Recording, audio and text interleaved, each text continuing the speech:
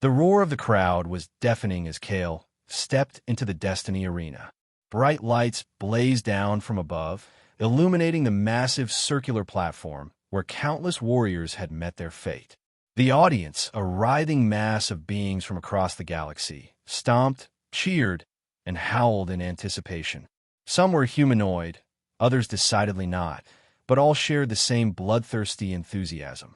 Kale had never intended to end up here, on Xylos, competing in their infamous death matches. He was just a mercenary from Earth, taking odd jobs across the star systems to fund his wanderlust. But a wrong turn, a misunderstood contract, and a case of mistaken identity had landed him in the qualifying rounds. And somehow, against all odds, he had advanced.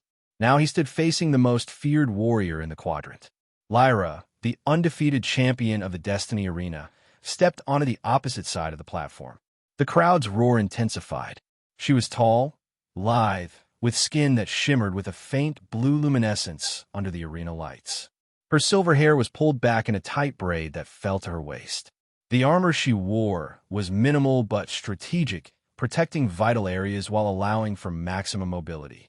Her eyes, completely black except for pinpricks of white light where pupils should be, locked on Kale. "Welcome to your death, human," she said, her voice carrying across the arena with unnatural clarity. Few outsiders make it this far. Kale adjusted his position, feeling the weight of a modified pulse pistol at his hip and the vibroblade strapped to his thigh. Unlike most competitors who favored brute force, he relied on speed, analysis, and timing. A former military tactician on Earth, he had spent years studying combat patterns across species. "I've been told you're unbeatable," he replied, his voice amplified by the arena's acoustic system. "But where I come from, we don't believe in absolutes." A thin smile crossed Lyra's face. "Then allow me to introduce you to one. My oath is absolute. The one who defeats me can do anything they desire." She rolled her shoulders back, the muscles rippling beneath her skin. "But no one ever will."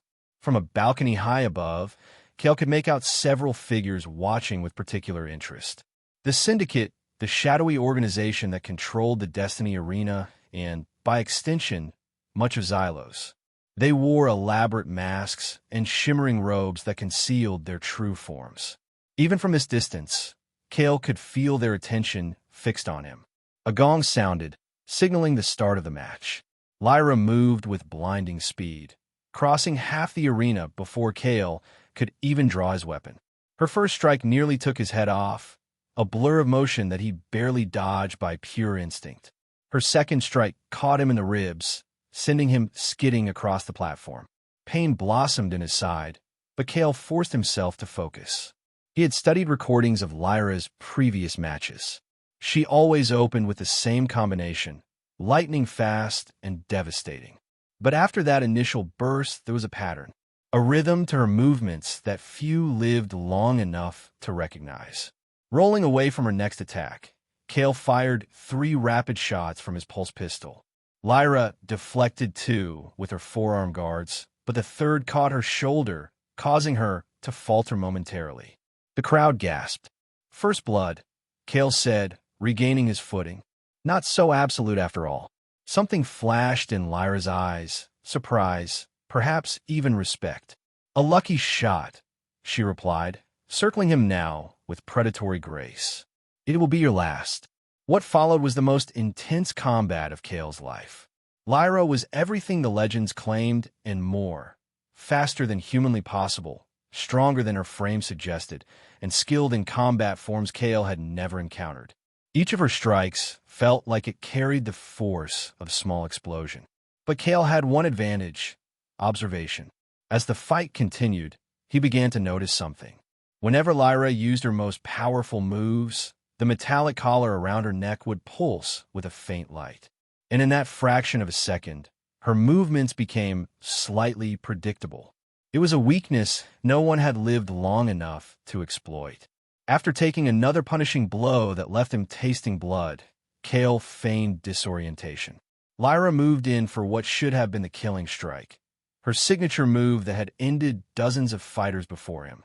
But instead of trying to block or dodge, Kale pivoted and struck directly at her collar with his vibroblade. The blade connected with a shower of sparks. Lyra froze mid-attack, her eyes widening in shock as the collar flickered. In that moment of vulnerability, Kale executed a perfect combination, a sweeping kick to unbalance her, followed by a targeted pulse shot to her exposed knee joint, and finally a strike to her temple with the hilt of his blade. Lyra crashed to the arena floor. The stadium fell silent, so quiet that Kale could hear his own ragged breathing. He stood over Lyra, his vibroblade poised for a killing blow, but something held him back. This wasn't a fight to the death, at least it didn't have to be.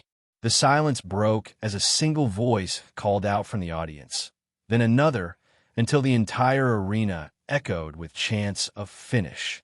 Finish. Finish. Lyra's eyes fluttered open, fixing on Kale with a mixture of disbelief and something else, resignation. Do it, she whispered. End it. Instead, Kale sheathed his blade and extended his hand. I didn't come here to kill, he said, just to win. The gong sounded again, signaling the match's conclusion. Voices of officials boomed throughout the arena, declaring Kale the victor in multiple languages. The crowd's reaction was mixed, some cheering the unexpected outcome, others booing it being denied bloodshed. To Kale's surprise, Lyra took his offered hand and rose to her feet. Then, in a move that silenced the entire arena, she sank to one knee before him. By the ancient laws that bind me, she said, her voice carrying to every corner of the stadium, I acknowledge you as my conqueror. You who have defeated me can do anything you desire. I am bound to your will. She bowed her head. Master. Kale felt a chill run through him. This wasn't part of the competition rules he'd been briefed on. He looked up at the syndicate's balcony and saw they were no longer seated, but standing, their masked faces turned toward him with unmistakable tension. Rise, he said to Lyra, uncomfortable with her kneeling posture. I don't need a servant. It's not about what you need, she replied quietly, standing but keeping her head bowed. It's about what is. The bond is formed, whether you wish it or not. Her eyes flicked toward the syndicate's balcony. And now, we are both in danger. Before Kale could ask what she meant, arena officials surrounded them, separating him from Lyra. As they ushered him toward a dimly lit, tunnel-marked champion's exit, he glanced back to see syndicate guards flanking Lyra, leading her in a different direction. The look she gave him over her shoulder contained a clear warning. He had won more than a match. He had stumbled into something ancient and dangerous, and he had no idea what came next. The champion's quarters were luxurious but clearly designed as a gilded cage. Kale paced the spacious room, examining the sealed windows and the door that had been locked from the outside. Medical drones had treated his injuries, food and drink had been provided, but no information about what happened next or when he could leave. 3 hours after the match, the door finally opened. 2 masked syndicate guards entered, followed by an elegantly dressed humanoid with green, scale-patterned skin. Congratulations, Earthling, the green-skinned figure said, his voice silky and cold. I am Director Vrax, Chief Operations Officer of the Syndicate's Entertainment Division. You've accomplished something truly unexpected today. I'd like to collect my winnings and leave, Kale said bluntly. I'm not interested in a career as a gladiator. Vrax laughed, a sound like ice cracking. Oh, your winnings are far more significant than you realize. The Warrior Queen is now bound to you by laws older than any civilization on your primitive planet. Do you understand the power you now possess? She mentioned something similar. I'm not interested in keeping anyone as a slave, if that's what you mean. The director's eyes narrowed. Such Earth sentimentality. Lyra is not merely a slave. She is a key, a weapon, a treasure vault, and the Syndicate has spent decades ensuring she remained properly managed. He stepped closer. We would be willing to offer you a generous compensation package for transferring her bond to us. Kale felt a prickle of warning at the back of his neck. And if I decline, then we would be forced to acquire her bond through alternative means. Vrax smiled, revealing rows of needle-like teeth. Your unfortunate death, for instance. Tragic accidents happen even to champions. I want to see her. Kale said, buying time to think. Vrax hesitated, then nodded to the guards. Very well. Perhaps speaking with her will help you make the sensible decision. They escorted Kale through a series of secure corridors until they reached a stark white room. Lyra sat cross-legged on the floor, still wearing her arena armor, but with additional restraints around her wrists. The collar around her neck pulsed with a steady rhythm. When the door opened, her head snapped up and her eyes locked with Kale's. For a moment, something like relief crossed her face, quickly replaced by her usual cold demeanor. Leave us, Kale commanded the guards and Vrax. I'm afraid we can't, Vrax began. You said she's bound to me, right? That I can do anything. Kale interrupted. Then I command you to leave us alone for 5 minutes. Vrax's face contorted with anger, but after a tense moment, he signaled the guards. 5 minutes. No more. They exited, the door sealing behind them. The moment they were alone, Lyra rose to her feet. You shouldn't have come here, she said, her voice low and urgent. They will kill you tonight and claim it was a celebration gone wrong. Why does the Syndicate want control over you so badly? Kale asked. Because of what I am, what I guard. She touched the collar at her neck. This restraint doesn't just limit my physical abilities. It contains my connection to the Oracle core. The what? A source of power beyond your comprehension. The Syndicate has been trying to access it fully for decades, but can only do so through me, and only with the command of my.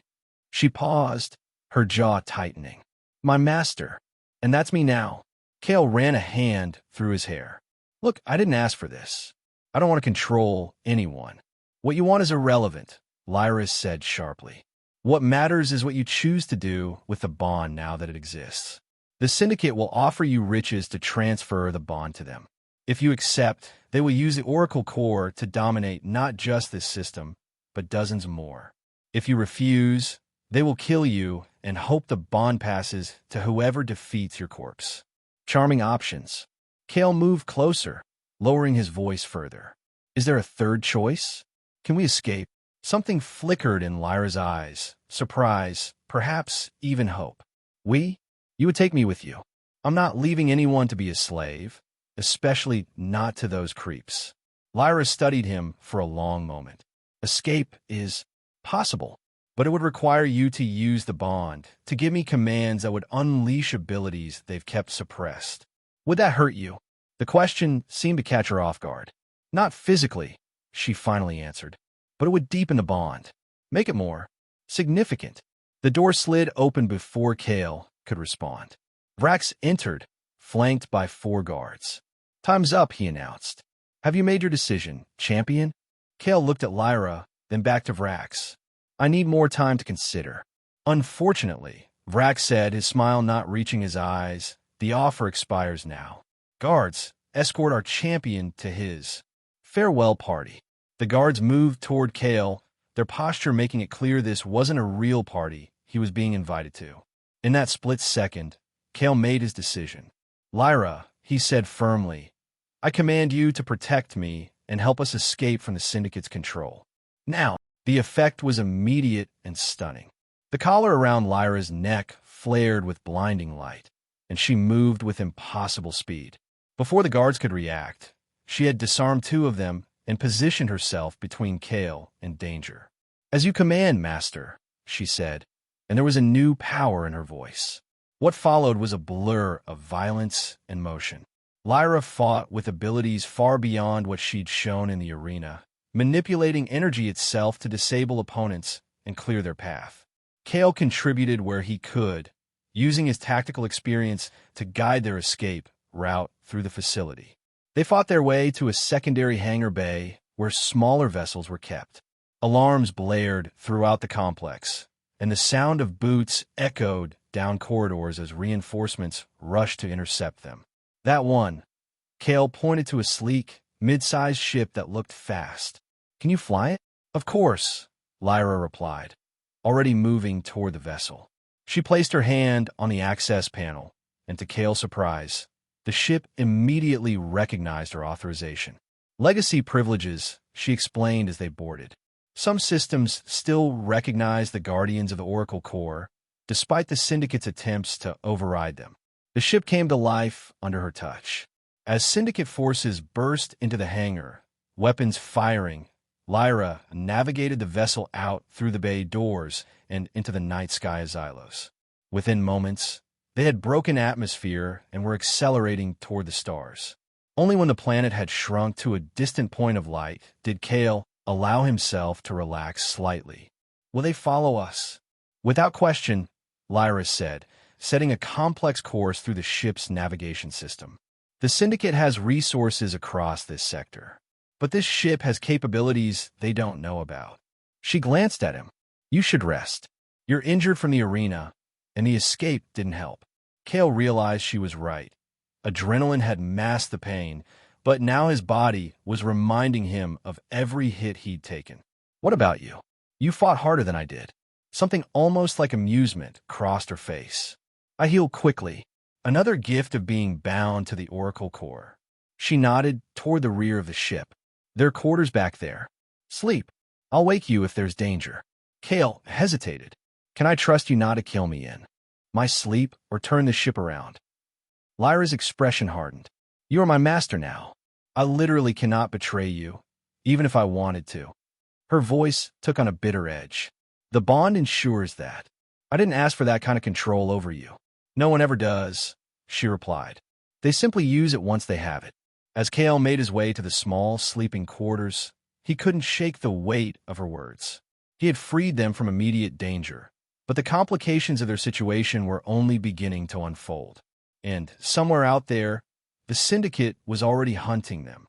For 3 days, they traveled through less populated sectors of space, avoiding major trade routes and Syndicate outposts.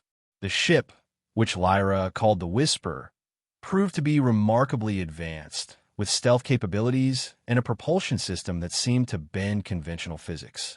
During this time, Kale attempted to learn more about Lyra and the bond that connected them, but she remained distant, answering his questions with minimal information and always addressing him as master with a tone that bordered on mockery. "You don't have to call me that," he said as they sat in the ship's compact common area, sharing a meal of synthesized protein. "The bond requires acknowledgement of hierarchy," she replied coolly. "Would you prefer Lord, Owner, Supreme Commander?" Each option was delivered with increasing sarcasm. "How about Kale? It's just my name." She regarded him silently for a moment. "Names imply equality. Master. The bond doesn't recognize such things. This bond sounds more like a curse." "Perceptive of you." Lyra set down her food. "It was meant to be a safeguard, not a curse. The guardians of the Oracle core needed to ensure it could never be misused. The bond was designed so that only someone worthy, someone who could defeat a guardian in fair combat through skill and wisdom, not just strength, could command its power. But the Syndicate corrupted it somehow. They discovered the ancient temple where I was stationed and realized they couldn't access the Oracle core directly. So they captured me, studied the bond, and created the Destiny Arena to exploit it." Her fingers unconsciously touched the collar at her neck. "They modified this restraint to limit my abilities while maintaining the bond mechanism. For decades, they've kept me as their prize fighter, ensuring all my opponents were beatable, waiting for technology that would allow them to transfer the bond directly to their leadership." Kale leaned forward. "So what exactly is this Oracle core? Energy? Technology? Magic? All of those and none." Lyra's black eyes seemed to grow deeper. "The core exists partly in this dimension and partly beyond it. It can reshape reality, access knowledge across time and space, power civilizations, or destroy them. The ancients created it, but even they feared its potential.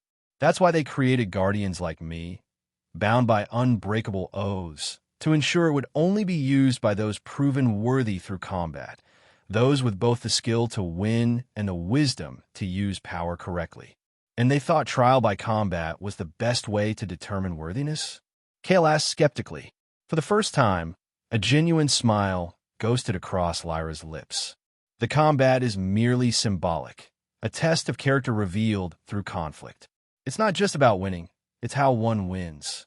She studied him. You could have killed me in the arena. Everyone expected it. But you chose not to. That wasn't weakness. It was character. The ship's proximity alert suddenly blared, cutting their conversation short. They rushed to the cockpit, where the sensors showed 3 fast-moving vessels on an intercept course. Syndicate hunters, Lyra confirmed, sliding into the pilot's seat. High-speed pursuit craft. Can we outrun them? Not indefinitely. The Whisper has advantages, but we're low on fuel. Her hands flew over the controls. There's a trading post on the edge of the Cerulean Nebula. We might find help there, or at least a place to hide and refuel. The next hour was tense as Lyra pushed the ship to its limits, executing maneuvers that repeatedly threw Kale against his restraints.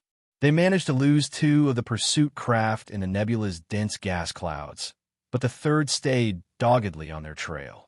We can't shake him, Lyra said through gritted teeth. And we're almost out of fuel. Kale studied the tactical display. What about that? He pointed to a large asteroid drifting nearby. Can we use it for cover? Better. Lyra's eyes gleamed as she adjusted their course. Hold on.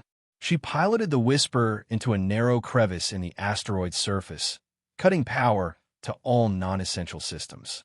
The pursuing craft circled the asteroid twice before continuing its search deeper in the nebula. That won't fool them for long, she said, but it gives us time to reach the trading post. It's only a short jump. From here, true to her word, they arrived at Waypoint Station, a sprawling, haphazard structure built into and around a cluster of asteroids. It was clearly independent territory, with ships of all descriptions docked at its numerous ports and beings from dozens of species visible through the viewports. Stay close to me, Lyra advised as they docked. This place isn't syndicate-controlled, but they'll have informants. Should you hide? Kale asked. Your appearance is pretty distinctive. She touched her collar. I can't go too far from you anyway. The bond has distance limitations. From a storage compartment, she retrieved a hooded cloak. This will have to do. They ventured into the station, a cacophony of sounds, smells, and sights assaulting their senses. Market stalls lined the central concourse, selling everything from exotic foods to questionable technology. Beings of all descriptions haggled, shouted, and moved about their business. As they navigated through the crowd, seeking a fuel merchant, Kale noticed Lyra growing increasingly tense. Her eyes darted constantly, and she positioned herself slightly ahead of him, as if anticipating threats. What's wrong? He asked quietly. We're being watched, she replied without turning. 3 o'clock. The Illustrian with the cybernetic eye. Kale casually glanced in that direction and spotted the tall, thin figure observing them from a beverage stall. Syndicate, bounty hunter, most likely. The Syndicate would have posted a substantial reward for us by now. They altered their course, ducking into a side corridor that led to the station's lower levels. The passageways here were narrower, dimly lit, and considerably less crowded. We need to find somewhere to hide and regroup, Kale said. Any ideas? Before Lyra could answer, a voice called out from behind them. The famous warrior queen, trying to blend in with common fugitives. How the mighty have fallen. They turned to find the Illustrian bounty hunter standing at the corridor's entrance, a disruptor pistol aimed at them. Behind him were 2 more armed figures. The Syndicate wants you both alive, the bounty hunter continued, but they didn't specify undamaged. So I suggest you come quietly. Kale tensed, calculating their odds. The corridor was too narrow for effective evasion, and the bounty hunters had the advantage of position and firepower. Master, Lyra said softly, give me permission to use the core's energy. Will it hurt you? A flicker of surprise crossed her face at his concern. No, but it will alert others to our location. The lead bounty hunter laughed. How touching. The human actually cares for his new pet. He gestured with his weapon. Enough talk. Move. Kale made his decision. Lyra, I command you to use whatever power you need to get us out of this safely. The change was instant and dramatic. Lyra's eyes flared with brilliant white light, and the air around her seemed to ripple with energy. The collar at her neck glowed and, for a moment, appeared to loosen. The bounty hunters opened fire, but their energy bolts dissipated harmlessly before reaching Lyra. With a gesture from her hand, an invisible force slammed into the three pursuers, throwing them back against the far wall with enough force to knock them unconscious. "We need to move quickly," she said, her voice resonating strangely. "That energy signature will be detected by any syndicate technology within the station." They ran deeper into the station's maze-like lower levels, eventually finding an abandoned maintenance bay where they could catch their breath. That was... Kale searched for words. Impressive doesn't cover it. "That was a fraction of what the Oracle core can channel," Lyra said, the glow in her eyes gradually fading. "The restraint still limits much of my connection to it. Can we remove it?" She touched the collar. "Not without specialized tools or significant power. The Syndicate designed it to be nearly indestructible." A notification chimed on the portable communicator Kale had purchased at the market. He checked it and frowned. "They've locked down all departures from the station. We're trapped here." Lyra considered this. "There might be another way. There's someone on this station who could help us, if he's still alive. Someone you know, a former Guardian like me. He escaped the Syndicate's initial purge and has been in hiding for decades. His name is Tarek, and if anyone knows how to remove this collar and help us reach the Oracle core, it's him." "And you think he's here? On this station?" "I can sense him faintly. It's a connection all Guardians share." She straightened. "But finding him won't be easy. He'll be deeply hidden, and the Syndicate forces are closing in." "Kale, check his weapons." "Then we'd better start looking."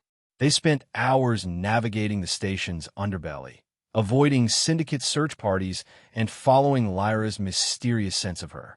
Fellow Guardian. The deeper they went, the more decrepit and abandoned the station became, with whole sections exposed to space and only force fields preventing decompression. Finally, they reached a sealed door hidden behind what appeared to be a solid wall. There were no visible controls or access panels. "This is it," Lyra said, placing her palm against the door's surface. "Tarek? It's Lyra. I need your help." For a long moment, nothing happened. Then, without a sound, the door slid open, revealing a dimly lit chamber beyond. Standing in the doorway was an ancient-looking humanoid with pale, translucent skin and eyes similar to Lyra's, but clouded with age. "I felt the core's energy activate," he said, his voice surprisingly strong for his frail appearance. "I thought after all these years..." He trailed off as his gaze shifted to Kale. "You brought your master here?" "To my sanctuary. He freed me from the arena," Lyra explained. "The Syndicate is hunting us both." Tarek studied Kale intently. "A human? Interesting." He stepped aside. "Enter quickly. The Syndicate has sensor technology that can eventually penetrate even my shielding." The chamber beyond was larger than it appeared from outside, filled with a bewildering array of technology that appeared both ancient and futuristic.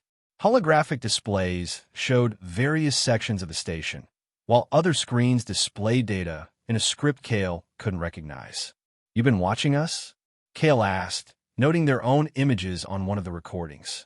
"I watch everything on this station," Tarek replied. "It's how I've survived this long." He turned to Lyra.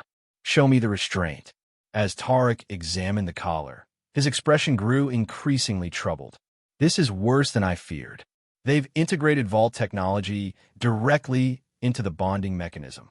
Removing it incorrectly could kill you both." "Both?" Kale asked. "The bond links you bioenergetically," Tarek explained.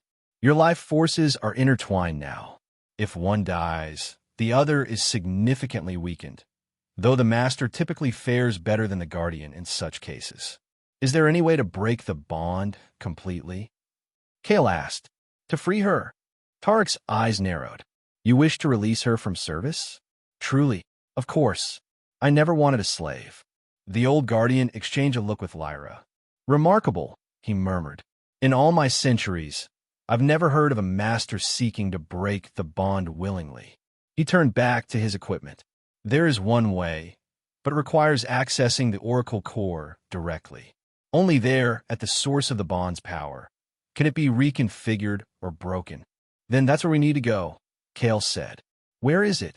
"The core resides in the Temple of Ascension, hidden deep within the shattered moons of Alara, a place the Syndicate has been searching for unsuccessfully for decades. Tarek activated a holographic star map. I can provide coordinates, but reaching it will be nearly impossible with the Syndicate hunting you. We have the Whisper, Lyra said. If we can refuel, its stealth capabilities might get us there. Tarek nodded. I can arrange refueling through channels the Syndicate doesn't monitor. But there's something else you should know. He fixed his gaze on Kale. Your victory in the arena wasn't entirely coincidental. There's a prophecy among the Guardians about an outsider who would win the bond not through superior strength, but through perception and mercy. One who would see the restraint that others missed. I don't believe in prophecies, Kale said uncomfortably. Believe what you will, but your DNA contains markers we've only seen in the ancient ones who created the Oracle Core. Tarek gestured to a scanner. I detected it the moment you entered. That's impossible. I'm just a human from Earth. Are you? Tarek smiled mysteriously. The ancients seeded many worlds. Your planet may have been one of them.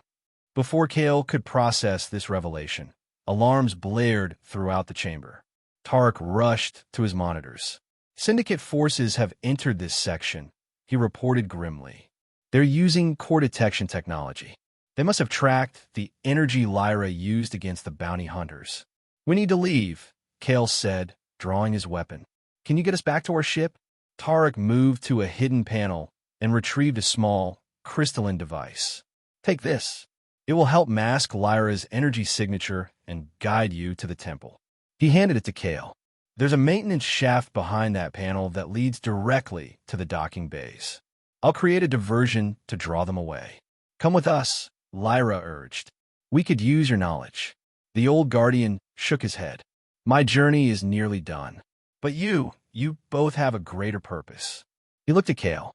Protect her, not as a master, but as an equal.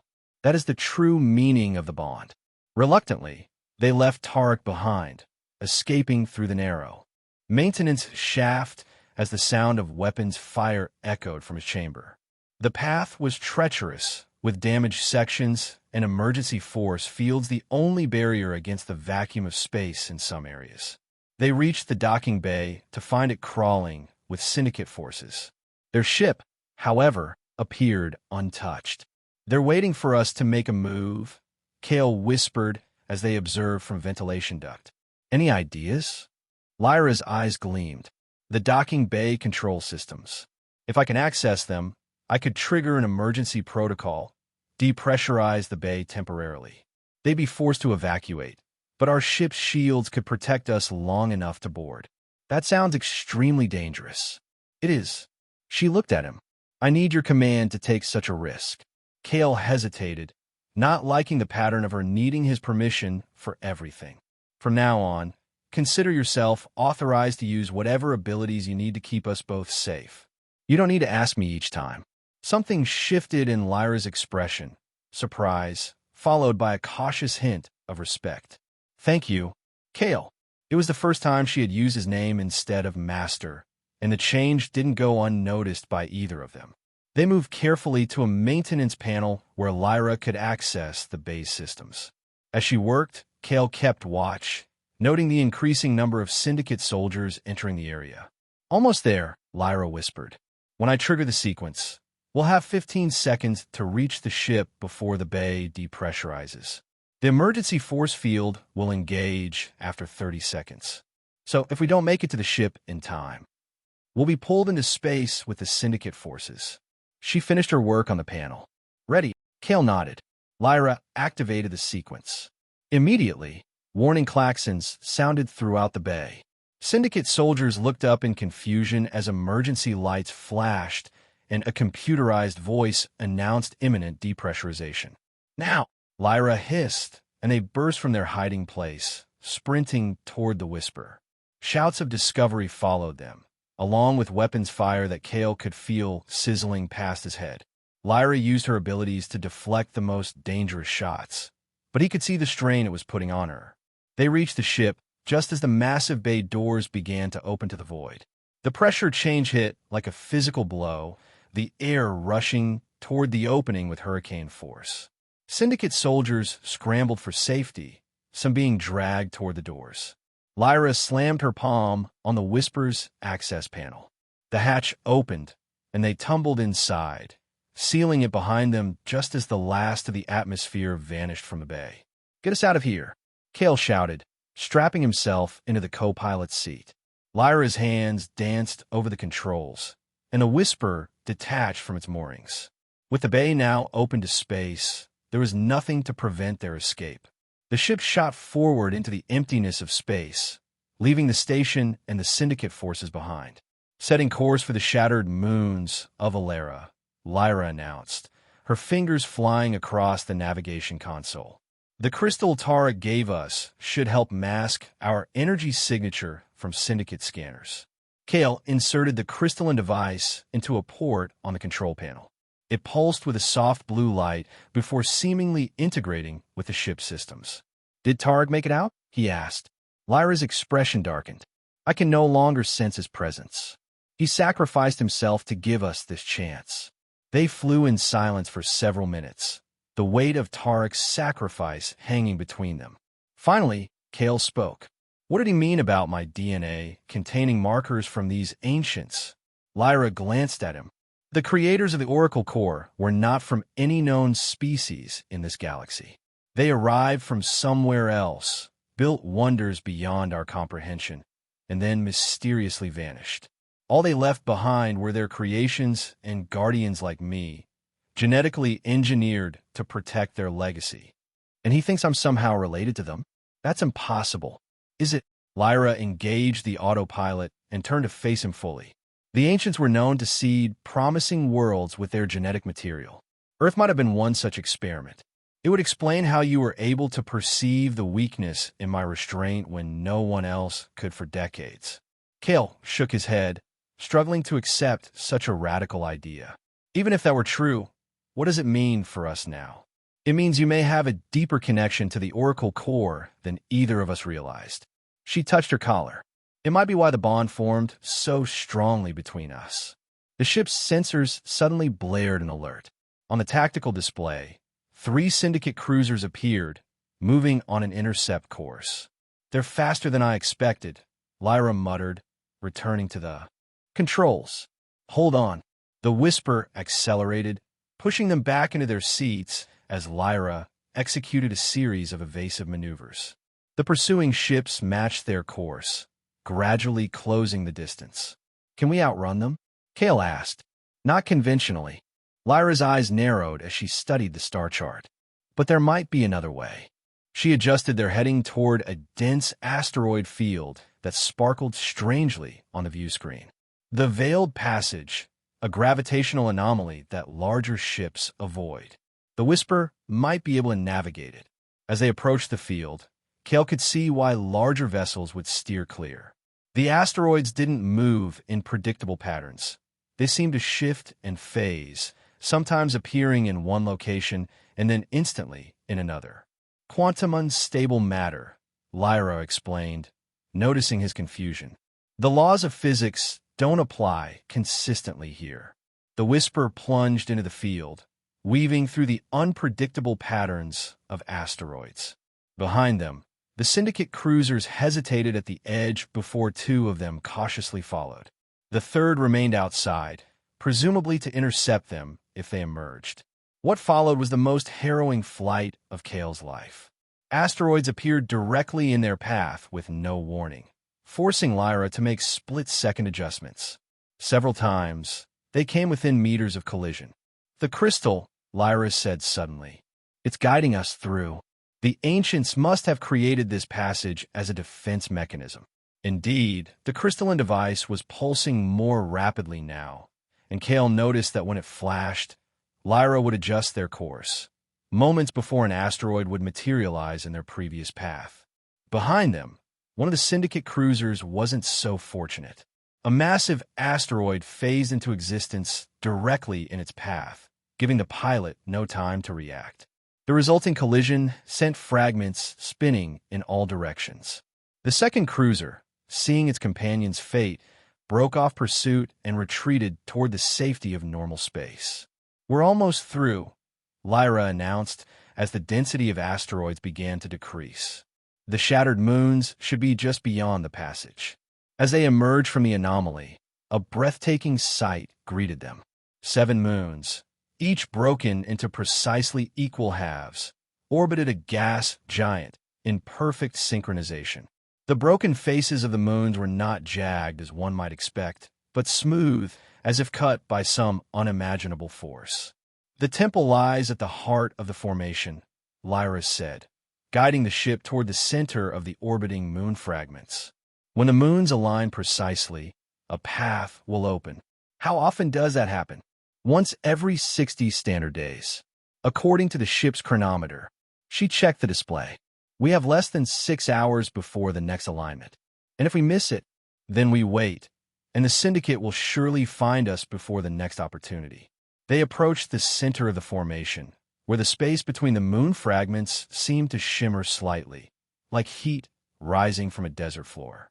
Lyra powered down the ship's engines, allowing it to drift in the zero gravity. Now we wait, she said. The syndicate cruiser that stayed behind will be looking for us to exit the veiled passage. With our engines off, we should be harder to detect. The next few hours passed in tense silence as they monitored their scanners for any sign of pursuit. Kale used the time to clean and check his weapons, while Lyra meditated, seemingly communing with something beyond his perception. "What's it like?" he asked eventually. "Being connected to the Oracle core?" Lyra opened her eyes. "Imagine being able to feel the edges of the universe, to sense the threads of possibility stretching into infinite futures, to know that you are both insignificant and essential to the pattern of existence." She touched her collar. "Before this restraint, I could see everything, feel everything. Now it's like viewing a vast ocean through a keyhole. And when we reach the temple, what then? If you choose to release me from the bond, I will return to my duty as guardian. If not," she let the thought hang unfinished. "I've already told you I don't want to keep you bound," Kale said, frustrated. "I don't understand why you're still treating this like it's uncertain." Lyra studied him for a long moment. "Because in 10,000 years, no master has ever willingly surrendered the bond. The power it offers is too seductive. When you stand before the Oracle core and truly understand what it could grant you, immortality, knowledge, dominion over worlds, will your resolve remain?" Before Kale could answer, the ship's sensors detected movement. The broken moons were beginning to shift their orbits, gradually aligning their shattered faces toward the center point where the whisper waited. "It's starting," Lyra said, moving back to the pilot's seat. "Prepare yourself." As the final pieces moved into alignment, energy began to arc between the moon fragments, forming a geometric pattern of light that centered on their position. The ship's instruments flickered, and Kale felt a strange pressure in his ears, as if the air itself was being compressed. Then, directly ahead, space itself seemed to fold open, revealing a swirling vortex of energy that pulsed with colors Kale had never seen before, colors that shouldn't exist. "The path is open," Lyra whispered, almost reverently. She activated the ship's engines and guided them toward the vortex. "Is it safe?" Kale asked, gripping his seat as they approached the churning energies. "For us, yes. For anyone without the proper genetic markers or a guardian's protection, instant disintegration." The whisper entered the vortex, and Kale's perception of reality seemed to stretch and distort. His vision blurred, his body felt simultaneously compressed and expanded, and his mind struggled to process sensations it was never designed to interpret. Then, as suddenly as it began, the experience ended. They emerged into a vast spherical chamber that seemed to exist in its own pocket of space-time.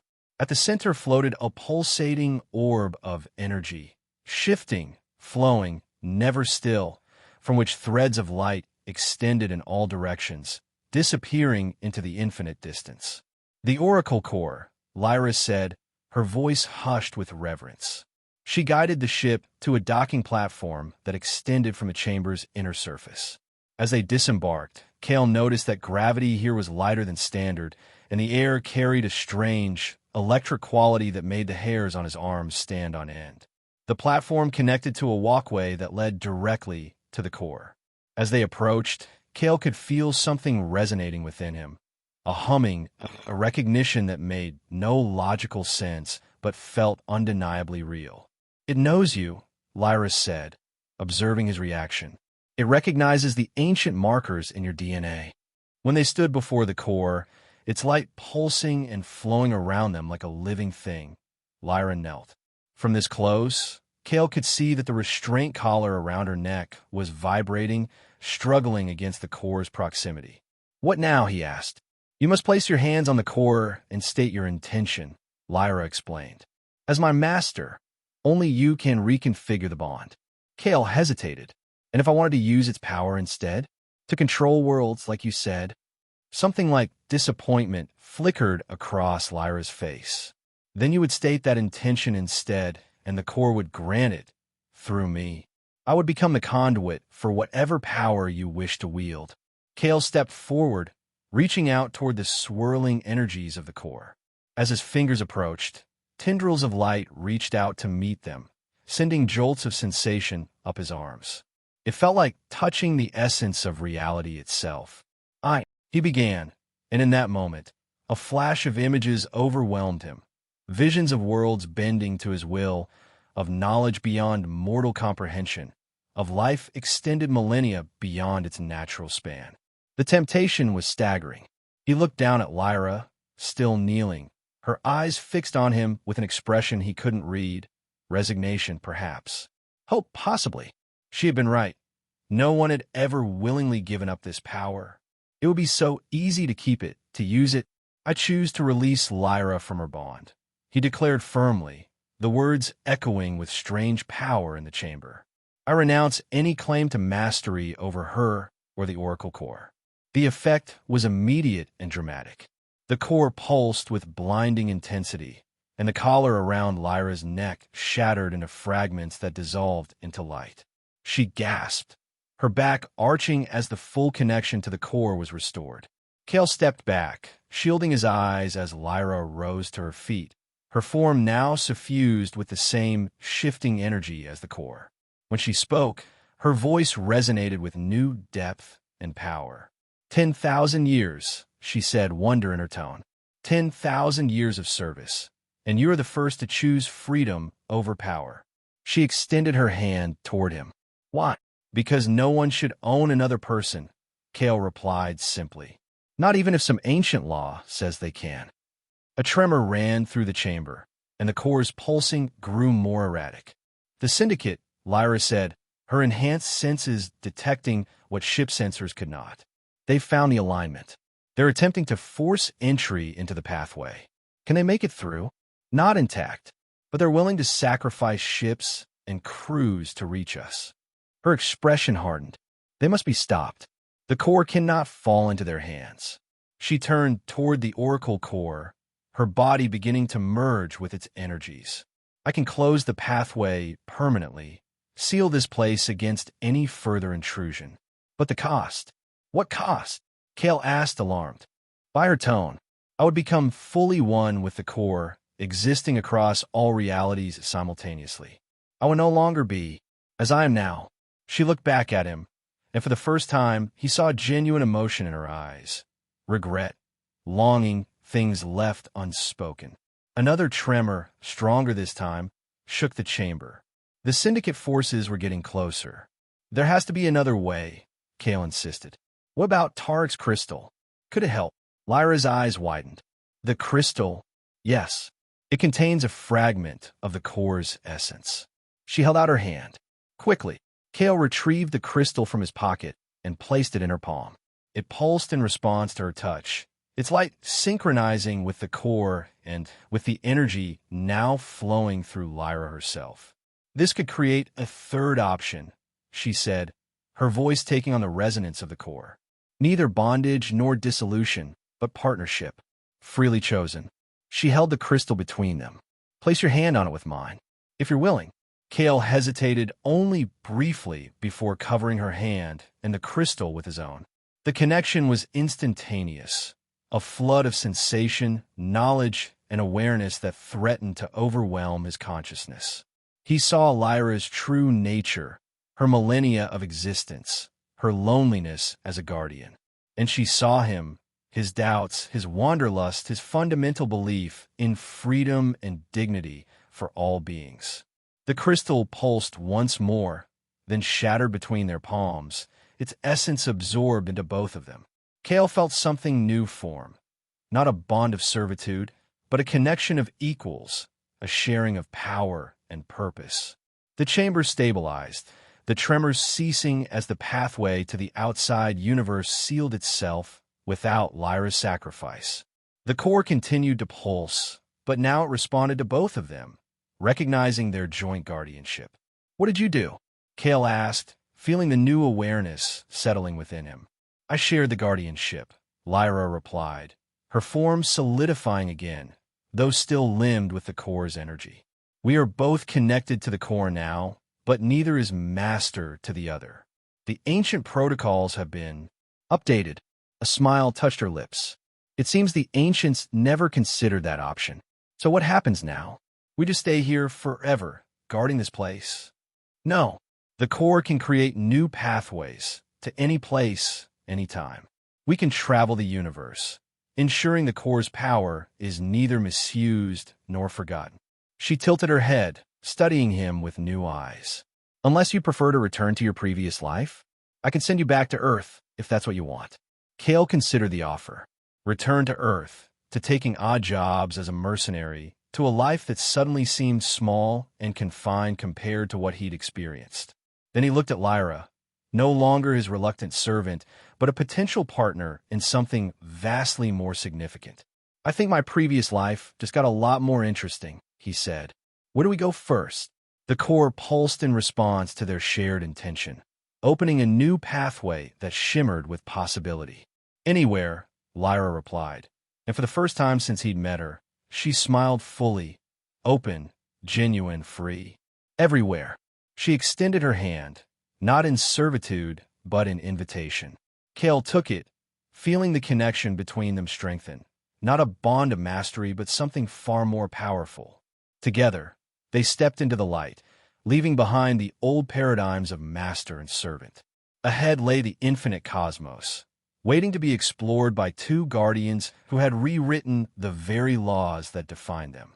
And never again did Lyra call him master,